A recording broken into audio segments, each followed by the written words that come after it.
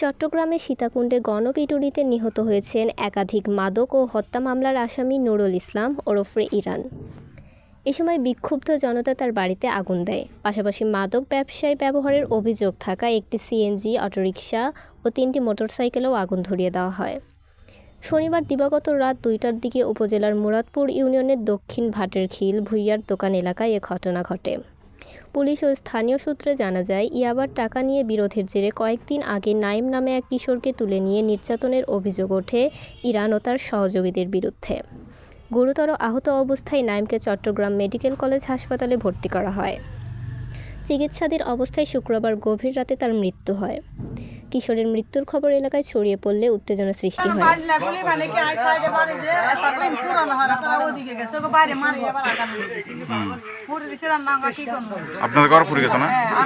পরে বিক্ষুব্ধ জনতা ইরান ও তার এক সহযোগীকে একটি ঘর থেকে আটক করে বলে স্থানীয়দের দাবি। এরপর গণপিটুনিতে ইরানের মৃত্যু হয়। আহত সহযোগীকে উদ্ধার করে হাসপাতালে ভর্তি করে পুলিশ। ঘটনার পর উত্তেজিত জনতা ইরানের বাড়িতে আগুন দেয়। আগুনে পুড়ে যায় একটি সিএনজি অটোরিকশা ও 3টি মোটরসাইকেল। পরে অতিরিক্ত পুলিশ মোতায়েন করে পরিস্থিতি নিয়ন্ত্রণে আনা হয়। স্থানীয়দের অভিযোগ, দীর্ঘদিন ধরে ইরান মাদক ব্যবসাসহ বিভিন্ন অপরাধমূলক কর্মকাণ্ডে জড়িত ছিলেন। তার বিরুদ্ধে হত্যা ও মাদক সহ একাধিক মামলা রয়েছে বলেও জানান তারা। আমার বাবা উনি মাদকের সাথে জড়িত। আমরা অন্যায়কে অন্যায় বলবো, এখানে বলবো।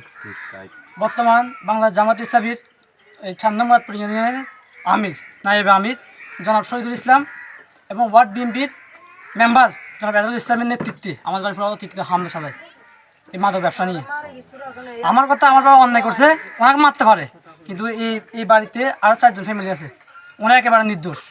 আজ কালি তারা হামলা করতে এসছে, তারপরে অভিযোগ জানাচ্ছি যে বাইরে ধরলে আর বাইরে মারে ডাকুন।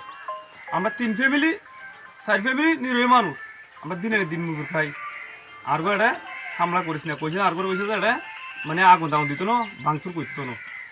তখন আর কথা আমরা ঘরে দান কই, আচ্ছা সেই সময় 11:15 আমি ঘরে গেছি, কই ঘরের পরে আর গো জিয়ের মারিছি, এর ঘরে যাই আগুন লাগাই দিছে। এখন বাবা বিক্রি করতো, এলাকার মানুষকে অত্যাচার করতো, ছেলে মেয়েদের প্রতি অবিচার করতো, বাচ্চা ছেলেকে মেরে ফেলছে, মানে হত্যা করতো। মানে 1 লাখ টাকা দিলে ওই সারানো হতো যে মানে গ্রামের হোলাগল ব্যাগ নষ্ট করে লেখাতে। মানে মারা যেমন মারা, যদি 1 লাখ টাকা 10 7 মন হইলে 57 এইভাবে মানে গ্রামের মানুষ তিক্ত হয়ে গেছে। তারে পুরো এরিয়া যা আছে 6-7 গ্রাম হবে, 6-7 গ্রামের মানুষ তারা আমার মতন 10-20 কোটি টাকার মালিক হইতে আমার লোক খেলা চলে যে আমার বিরুদ্ধে কথা কইব।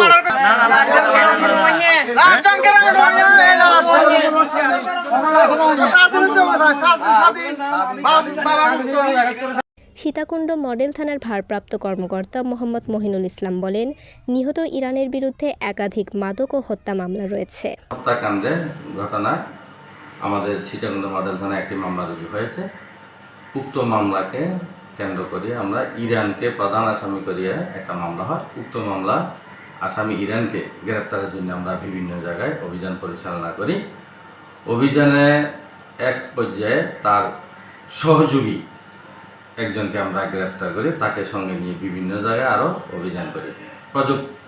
মোবাইল প্রযুক্তির মাধ্যমে তার লোকেশন যেখানে আমরা পেয়েছিলাম সেখানে অনেক জঙ্গল, আমাদের অনেক কষ্ট করে সেখানে তারপর আমরা পৌঁছেছি, কিন্তু অভিযান সফল হয় না, সেখানে পাওয়া যায় না।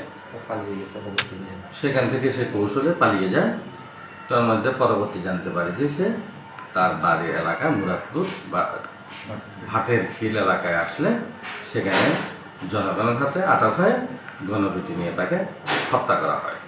পুলিশ জানিয়েছে, বর্তমানে এলাকার আইন শৃঙ্খলা পরিস্থিতি স্বাভাবিক রয়েছে, তবে পুরো ঘটনার তদন্ত করে প্রয়োজনীয় আইনগত ব্যবস্থা নেওয়া হবে। রাবেয়া সুলতানা রিয়া, বাংলা লেন্স।